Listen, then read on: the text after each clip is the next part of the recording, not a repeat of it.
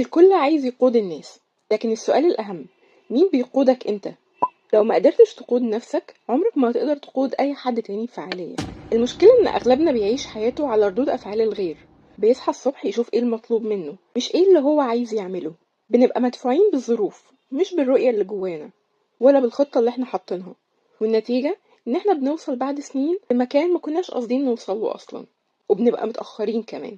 القيادة الذاتية هي مهارة تصميم الحياة بوعي، إنك تكون المدير التنفيذي لحياتك مش مجرد موظف فيها. المهارة دي بتعتمد على وضوح القيم الخاصة بيك انت، انك تعرف ايه هي قيمك الأساسية، تخلي كل قراراتك اليومية متوافقة معاها. لأن القائد الذاتي بيعرف ازاي يدي لنفسه أوامر وينفذها، وبيعرف ازاي يكافئ نفسه ويعاقبها بطريقة النقد البناء. القيادة الذاتية هي البوصلة اللي بتضمن انك مش بس بتتحرك بسرعة لكن بتتحرك في الاتجاه الصح. تقدر تطبق القيادة الذاتية مع نفسك في البداية بتمرين بسيط، وهو إنك تكتب 4 مبادئ أساسية ما تقدرش تتنازل عنهم في حياتك، اللي هم ال4 قيم الشخصية الخاصين بيك، وخلي المبادئ دي هي الدستور أو المرجع الأساسي اللي بتحكم بيه كل قراراتك. لو أي قرار بيخالف مبدأ منهم يبقى القرار ده مرفوض.